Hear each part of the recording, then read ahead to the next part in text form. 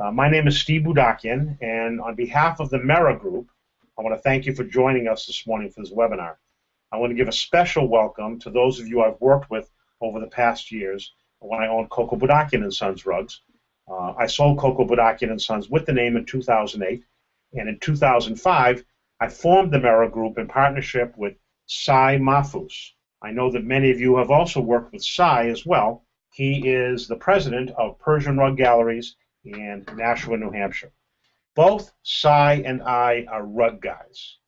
Both of us are certified rug appraisers with over 45 years experience in the sales, service, and evaluation of rugs. That's why we're here today, because we know rugs.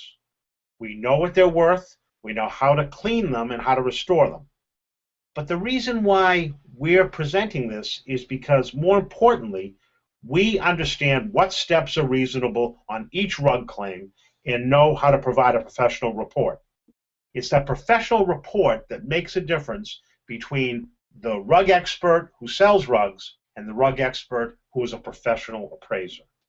Over the years, Sai and I have spent a lot of time educating insurance professionals like all of you to help you be more comfortable handling Oriental rug claims. Because we know that insurance professionals handle all types of losses. In the course of a year, even those of you that focus on high-end property claims will only see a handful of Oriental and fine rug claims. We see hundreds. In fact, we just finished 2 cases that involved over 2,000 rugs each. Whether you're an agent, an adjuster, restoration company, or legal professional who deals with insurance companies, our goal in the next hour is to help you make the process of adjusting fine rug claims easier and more accurate. We're going to begin by outlining what you should do from the start to determine what you're looking at and help minimize loss. Next, we're going to talk about the information that you can provide us or any other rug expert you deal with that will streamline the process and lead to a more accurate settlement. And we know that not all losses are total losses. So I'm going to show you some examples of the amazing work that can be done to restore rugs that you might otherwise have given up for lost. Then we'll step back and look at the goal for all of us, how to best serve the client. And then I have a few war stories to share. We all have them. And then, as time allows, we'll open it up for questions. So let's get started. From our experience, depending on the timing, location, and severity of personal property claims, when an insured reports an incident to the insurance company, the first responder is most often a restoration company. So for the sake of this discussion, I'm going to refer to all companies like the Service Masters, ServPros, ProCares as restoration companies.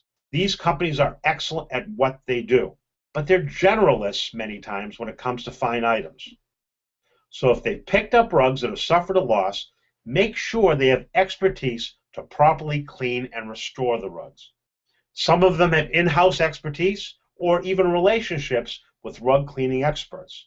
But importantly, if they're not comfortable working on fine rugs, have them stabilize the rugs only and wait for instructions. In fact, our advice for you really is to call a rug expert at the outset of the process to coordinate with the restoration company. And I don't have to tell you, all of you, that especially when there's water, time is critical. Once the rug is out of harm's way and stabilized, the next step is to gather information about the rugs. You do most of these things anyway to record the loss, but going a step further at this point, as I will illustrate, can make the whole process much easier and more effective. So, you want to take photos beyond what you might do to record the loss. Take photos of the overall rug, like you see in the background of this slide, damaged areas as represented by the upper left-hand corner, you see the color run there, and then, as in the lower corner of the slide, take a picture of the back of the rug with a tape measure laid out across the width of the rug. We're going to show you how important a photo of this is as we go along. This is going to become very, very important. Next are documents. You should ask the client for any documents they may have: sales invoices, appraisals, cleaning records. The first picture is of a sales invoice. Now it shows the obvious, as in the ownership of the rug, proximate age, because obviously with the sales slip being made out in 1975, we know the rug is at least that old. The type, the size, and here, location. If you look halfway down on the slip, you'll see deliver and spread in family room. Tells us what room the rug was put into, so if the family room rug is a subject of the loss, then chances are this is the right invoice. And then the retail and purchase price. In most cases, I would tell you to pay attention to the purchase price, in this case $4,800, over the retail price, especially if the difference is dramatic. Now, on this particular invoice, the difference is not dramatic, and it represents what I would call a normal discount, in this case 20%. What's important for us as we look at this is that I know, for instance, that Persian Rug Galleries has a pricing policy that reasonably represents the value of the rug in what they sell it for. So I can look at this and say, okay, this is a Hariz rug, Persian, made in Iran, approximately 9 by 12, and it's sold for $4,800 in 1975. So I know the kind of quality that this rug was because I know what kind of Hariz brought $4,800 in 1975. So it's really, really important. The next document will be an appraisal. My advice to you is don't trust the appraisal unless you know the source. In the case of a seller's appraisal, I would always rely more upon the invoice. Here's an appraisal that was done independent of the seller. The invoice showed us from Persian Rug Galleries. This is from a fictitious appraiser, but Appleton Appraisers. And we'll see there's a difference between the $5,500 in this appraisal and the $4,800 paid, but that's normal. Some time had gone by from 1975 to 1980, and there may be a difference of opinion. But again, it's very important not to trust the appraisal unless you know the source. The third document, and one which is not often actually asked for, is the cleaning records. The value of cleaning records is that they'll show evidence of ownership, obviously, in the case of a lost rug. They'll show the type, but what we see on this document that we don't see on the other documents is pre-existing conditions. If we look about halfway down, we see worn area in center, urine stain top corner, and minor color run. This is important because if the subject of the loss is minor color run on the rug, then we look at this and say, well, wait a minute, if the loss happened in, say, 2013, but in 1997 we have a cleaning record that shows minor color run, then there may be some question as to whether there was a real loss or not. Also, of course, we have an indication of age because the rug was cleaned in 1997, so we know at least it's that old. Clients' photos. Now, they don't have to be formal photos, as in photos that were taken as part of an appraisal or photos that were taken as an inventory of the home. I know it was very popular years ago to videotape all the contents in your home. It could simply be a picture that was taken, in this case in Christmas of 1984, that shows the rug in the background. This becomes very important if the rug has been either stolen or thrown away. So you want to ask the client for any photos that may show even a part of the rug. This can tell us a lot. Obviously, ownership of the rug, that it actually existed, and it'll show us the type of rug.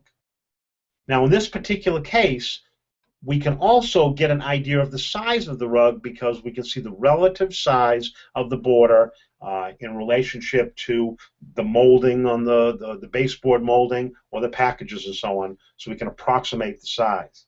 Now, based on this picture alone, will we definitely know what kind of rug it is? No, not necessarily. But by putting the pieces together with other information, we can make a logical assumption and put a value on the rug that is probably pretty accurate. With whatever information you can gather, call an expert and they can piece it all together and advise you. This is where you get the answer to the all-important question that you should answer early on in the process. What type of rug are you looking at? And what's its approximate value? Is it a $50 rug, $500 rug, $5,000 rug, or even a $50,000 rug? Cy and I receive many calls each week, followed by emails with pictures from adjusters. When they're able to give us some basic information and photos, we're able to advise them on what they have, and they can decide on the appropriate steps to move forward. Because understanding the type and ballpark value of what you're looking at early in the game is huge.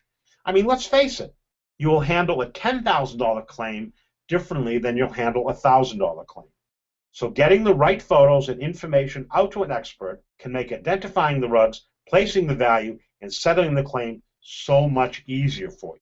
And just seeing a picture of the front of the rug doesn't always tell us what we need to do, what we need to know. Here's an example. What is it? On the face, all of these rugs look very similar to one another. But as you probably would have guessed, they're all very different.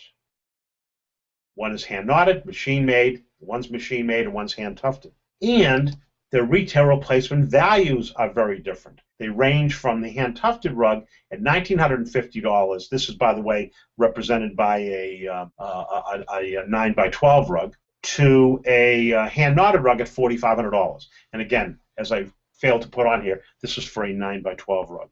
So, how can we tell what this is? Well, we really can't tell from the face very well, although there are some nuances as to the finish of the rug. But more importantly, we want to take a photo of the back of the rug. And from the photo of the back, it's now obvious what they are. The hand-tufted with the scrim backing on it, which is typical of hand-tufted rugs. The machine-made rug, which obviously shows the weave of a machine-made rug and the machine-made fringe sewn on. And, of course, the hand-knotted rug, which shows the knotting. The other thing you might want to take pictures of is look at the back and look for any labels. Even a faded one, like the label on the right, can help us as experts positively identify the rug and tell us so much about it. This one, for instance, Fritz & LaRue was an importer that was in business until kind of near the end of the 1990s. The numbers at the top that begin with 90, we know that the 90 represents the fact that this rug was imported in 1990. We can see that it has an ivory background because the edge is ivory, and that indicates the background color of the rug, and a dark green border behind the label. Now, the other thing that the label tells us, which is rather obscure, is the approximate size of the rug. We know approximately what size that label was. It was about 3.5 inches by 4.5 inches. And since it's laying over the border, we can determine the width of the border, that green border. And knowing that this rug came in 3x5 and 4x6 as a small size, and knowing that the border is about 3 or 4 inches wide, we will now know what the approximate size of the rug is, if in fact the size wasn't provided. And of course, the label on the left, the Karastan label, really says it all. So with that label, we can give you a very, very accurate valuation. Okay, once you know what you're dealing with, my suggestion is, or our suggestion is, to call a professional to value the rug and evaluate the cleaning and restoration options. By getting an expert in there, this is where you can save hundreds and often thousands of dollars in both not spending money trying to recover a lost cause and mitigating any damage that may have occurred. When it comes to fine rugs, as I said earlier, it's been our experience that most often restoring fine rugs goes beyond the expertise of a restoration company. You need an expert for cleaning, for restoration, and also for evaluation before and after the restoration is done. Now, the important thing is that not all damaged rugs are a lost cause. What may appear to you to be a lost cause in the hands of an expert can come back to life. Now, we're not suggesting that you try to clean and restore every rug. Oftentimes, unfortunately, rugs are, as a group, in total, sent out to be cleaned, and a lot of work is done on them when it is damage that will not be restored. So you want to have that evaluated early on in the process. Oftentimes, the value just doesn't warrant the expense of doing it. I have a couple of examples of what can be done. Here is an example of some color bleeding. As you can see on the left, it's amazing what can be done. This is the before and after slide of a rug that arrived to Persian Rug Galleries in Nashua with severe color bleeding from animal urine. It was sent to them by a customer in Utah, and it was a mess. What you're seeing here is just the border, but there was color bleeding throughout the rug. With a careful and methodical approach in the hands of an expert, and when I say methodical, I'm talking about at times literally taking a Q-tip and dealing with the rug, inch by inch or quarter inch by quarter inch. They were able to remove the color bleeding to the satisfaction of the insured and turned a $10,000 loss, which was the value of the entire rug, into a $2,000 loss of value. Because in this case, which was important, we contacted the customer and asked them whether they really were interested in keeping the rug if we could improve it greatly. And then went at it and were able to improve it, or they were able to improve it.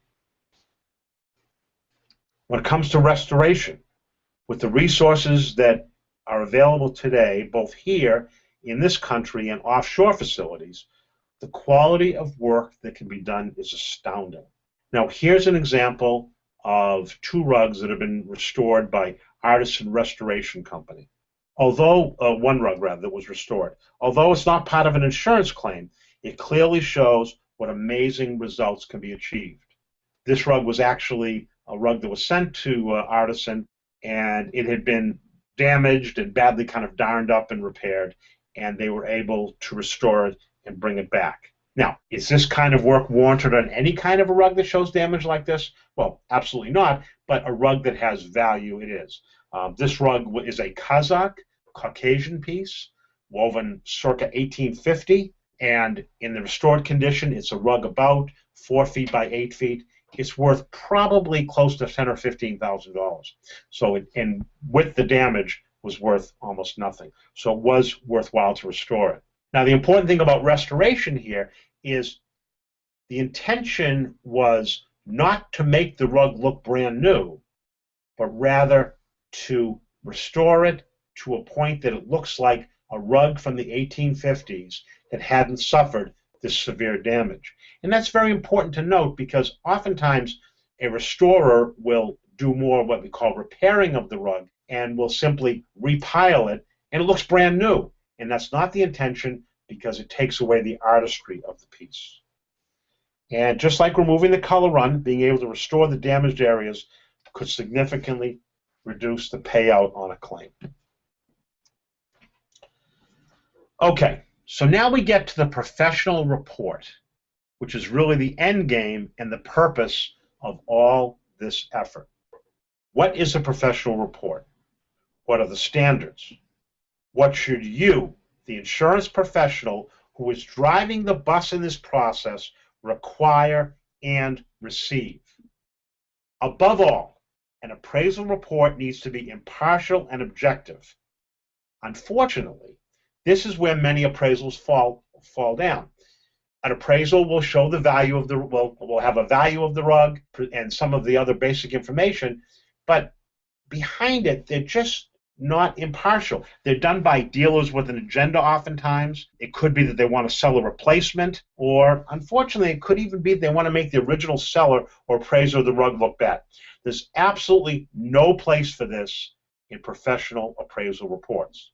In fact, impartiality and objectivity are two of the prime requirements as set forth in the USPAP, which is Uniform Standards of Appraisal Practices certification. This certification, I'm going to refer to a couple of things, really bring that point home. If you look at point number 2, last few words, unbiased professional analysis, opinion, and conclusions. Number 3, that the appraiser has no interest in the property. 4, they have no bias, and that the report is not contingent upon any predetermined results. The client has not said to the appraiser, hey, I want you to put a value that's high or low or whatever on this rug. Their value is independent of any input from the client on what they want on this. Okay, and this is very, very important that it be impartial, and I include this certification with every appraisal that I do. Now, an appraisal doesn't need to be fancy. It needs to be comprehensive and clearly written. In fact, it's been our experience that some of the most adorned, diploma-like appraisals that we see out there have been some of the most inaccurate. So let's take a look at the sample appraisal, this one dated August 8th, that we were provided as a PDF for download for those of you that might have downloaded. We begin with type. In this case, it's Saruk. Saruk is a city in Iran. When referring to an Iranian rug, it shows where the rug was made. Type Saruk could also be used for a Saruk design rug made in another country, which brings us to origin. In this case, country of origin, Iran. So we know that it was a rug made in Saruk in the city, in the country of Iran. Size of the rug.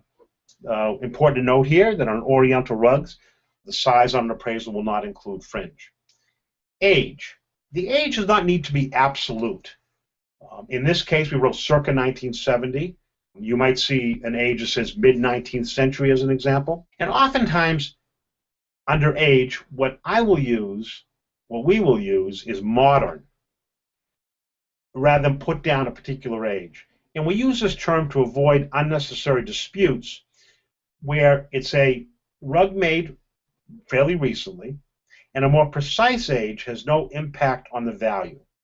It generally refers to rugs made in the last 15, 20 years or so. And modern works better because, for instance, we may look at a rug and without any supporting information, estimate the rug to be about 10 years old.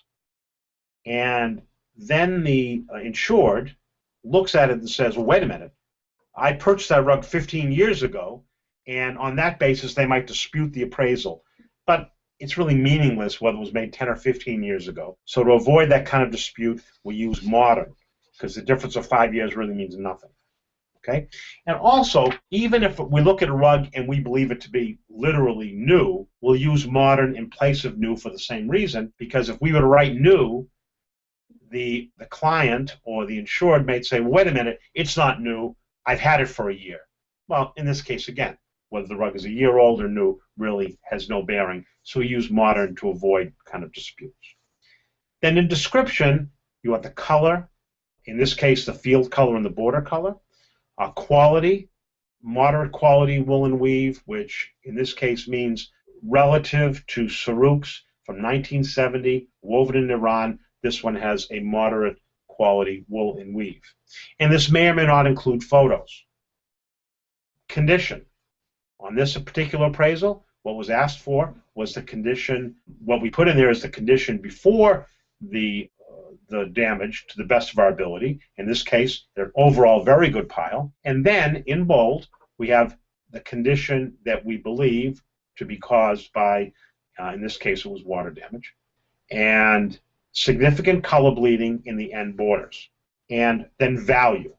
Here is where you must be, or the appraiser must be very specific as to what value they are putting. In this case, it's retail replacement value, or fair market value. The term is the same. And this is most often the value that's put on appraisals, especially in an insurance loss.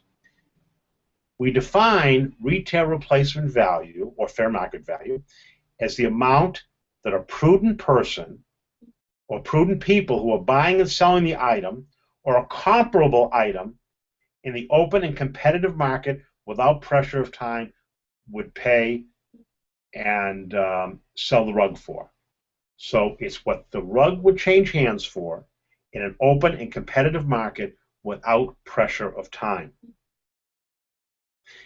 One of the things that's always baffled me are those appraisers who distinguish between retail replacement value and what they term insurance value.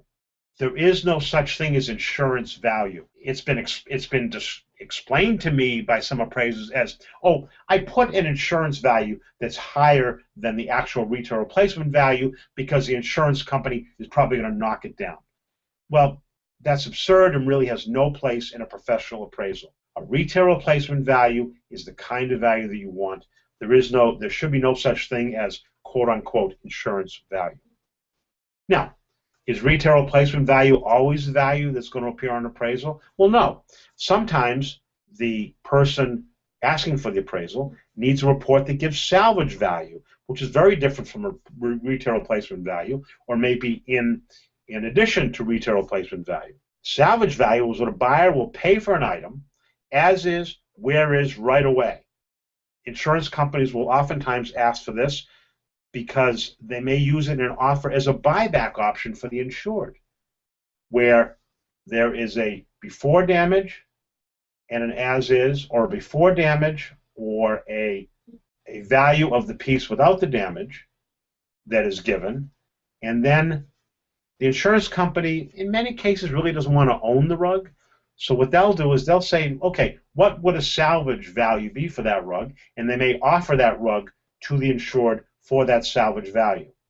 The insured buys it back, it's deducted from the proceeds of the claim, and the insurance company, in turn, obviously, reduces the total amount of payout to the insured.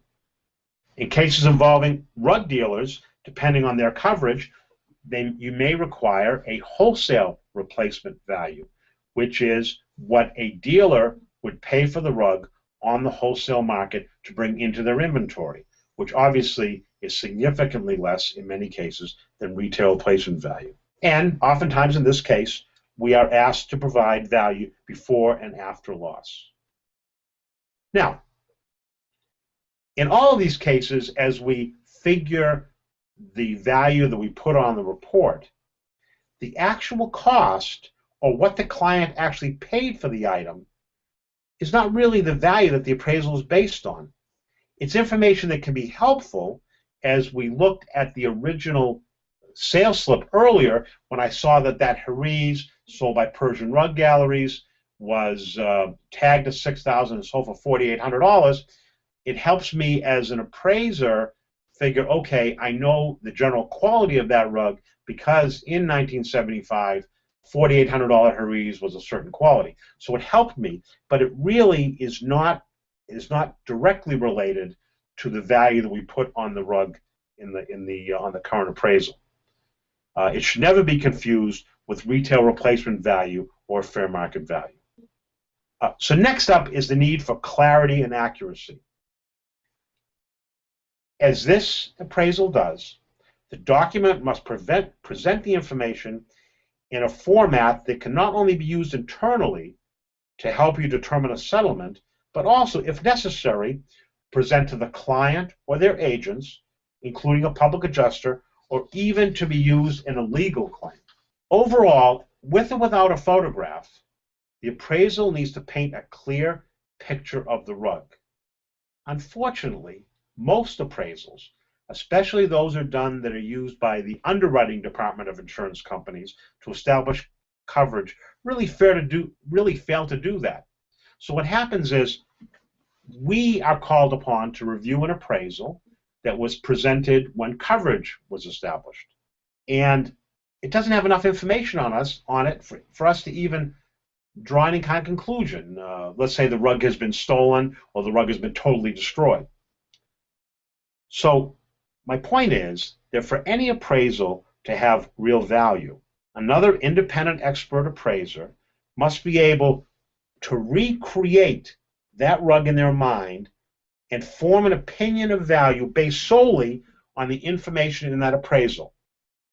And I will tell you that oftentimes the written word is more valuable to me than the picture of the face of the rug, because the written word will deal with issues as to condition that may not show up in the pictures, and it will deal with other nuances that may not show up in the typical photograph that might come with an appraisal. I'm not saying photographs are not a good idea, they are, but the written word is even more important in many cases. So only a detailed appraisal like the sample we have here, only with that can an independent appraiser who's reviewing this appraisal make a determination as to its accuracy. So it has to be clear and concise, and it has to be impartial, and it has to be clearly written. So above all, if challenged, the appraisal report needs to be able to be defended. It needs to be defended. It needs to be done by an expert who has integrity and credentials. In our case, both Cy and I are certified rug appraisers. After my name, you just said CRA. We have taken an exam and been certified as a rug appraiser. You may see a certification from the American Society of Appraisers or the International Society of Appraisers. Especially in the case of the American Society of Appraisers, which I am involved with, they don't give out that designation lightly. They make sure that you not only understand your product, but more importantly, you understand the criteria in presenting a professional appraisal. That USPAP certification that I showed you earlier is really part of that ASA, or American Society of Appraisers, criteria. Okay, so what we do is Cy and I and other professional appraisers would base our appraisal opinions on in-the-market experience with the product, and when necessary, do the proper research to back up our assertions. I'll tell you that even with over 40 years experience in the business, we still do research, especially with older rugs and rugs that have fluctuated significantly in value. We go in the market and we look at auction records.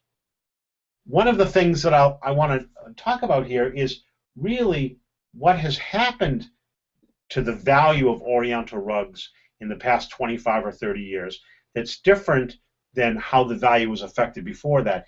And that really is based on the fact that Oriental rugs, and all area rugs really, have become more design and color sensitive when it comes to valuing. So it's very, very important that an appraiser have in the market current knowledge of rugs. Very important. Okay, so now we've provided this template for what you should expect on all professional fine rug appraisal reports.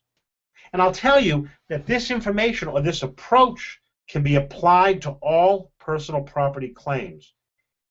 And not only for the appraisals done at the time of loss, but equally, if not more importantly, the appraisals that underwriters should require upon which coverage is based. As we said earlier, all too often, the appraisals that are done upon which coverage is based are really faulty and not accurate. We believe that underwriters should require the same, or give the same scrutiny to appraisal reports at the underwriting side as you do at the claims side, especially on scheduled rugs, because if this is done, a lot of disputes could be avoided and a lot of tension could be avoided at the time of the loss, because the original appraisal upon which coverage was placed could be relied upon. What this all leads to is professionals dealing with professionals. You are insurance professionals, and so you should expect the appraisers and restorers that you deal with to be professionals as well. You work hard at your job, you do your job in a professional way, you should expect the same thing from all of the expert appraisers and restorers that you deal with. Because, with all we've talked about, let's step back a little bit. And what we all need to remember is that with all types of claims, the process is built around the insured. The actions of any of us, insurance company and the agent, the adjuster, the expert, all of us represented by the outside triangles, the actions of any one of us will reflect either negatively or positively on the other two and affect the experience of the insured. Because think about it, when a loss occurs, think about how the insured feels. Filing a claim and going through the process is stressful enough. So how quickly we all react and how available we are with answers and great service will make everyone look good and keep the insured a customer for life. It takes a lot of effort on the part of the insurance company and the agent and all the people working with that client to get a loyal client.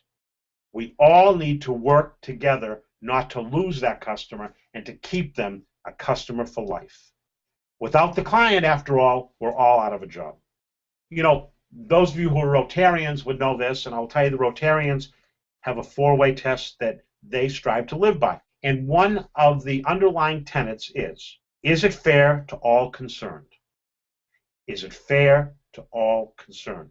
This triangle works perfectly if we all work for the same results and make sure that it's fair to all concerned.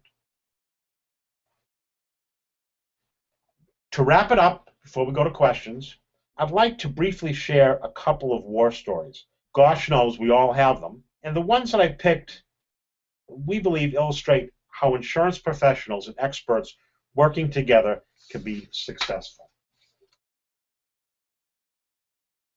The first one I call Tale of Two Tags. Now, the claim had been out there for a long time before this particular adjuster got the claim. And the only thing they had to go on was this PDF of the 3 tags. And the client claimed the amount in the tags, and the adjuster had nothing else to go on. But before she decided to pull the trigger, she decided to reach out to us. So let's take a look at what we knew from what we were presented. Because all the tags were the same format, and there were 3 rugs involved in the loss, obviously, they were all from the same retailer. We could see that. And Cy and I knew the importer of one of the rugs, the middle rug, the Nizam, and we called that importer for the stock number, with the stock number, and from that he told us who the retailer was that sold the rug. Because of our reputation in the industry, we had access to that retailer. We had a relationship with him. So we called him and got the story on the rugs. The client, now, in this process, the client's name was never mentioned at all by either us or the retailer. That would not be professional. But rather, we talked in the abstract about these 3 rugs and what these 3 rugs may have sold for based on the SKU that the retailer used. And we found out they were purchased on sale for less. In fact, the selling price was cut off the bottom of the tag. This is what they were actually on sale for and what the client actually bought them for. So the claim was $29,000 approximately, which is based on the price that was still left on the tag.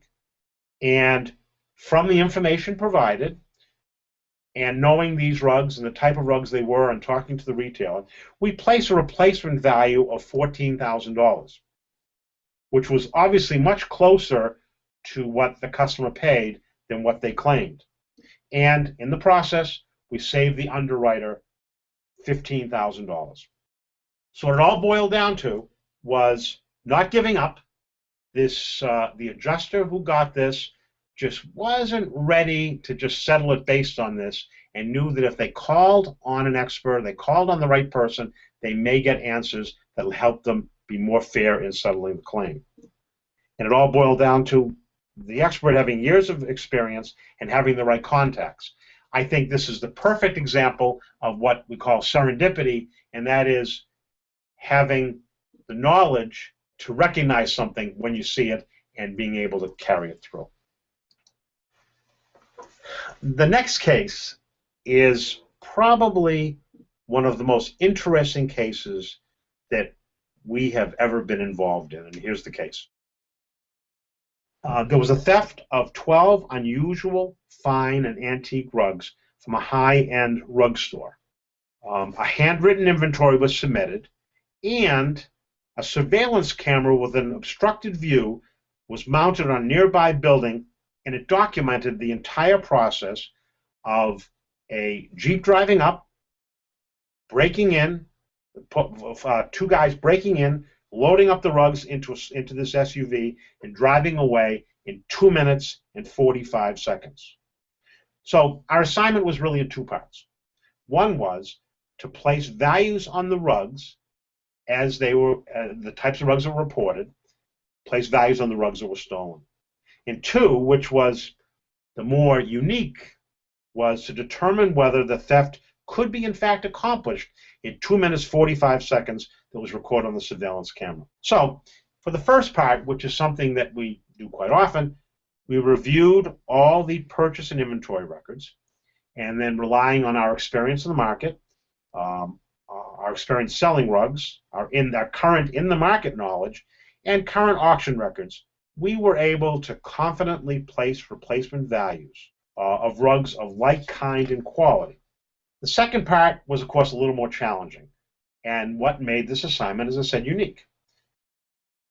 We realized the only way to determine whether the theft could have been accomplished in this recorded time of 2 minutes and 45 seconds was to reenact the event.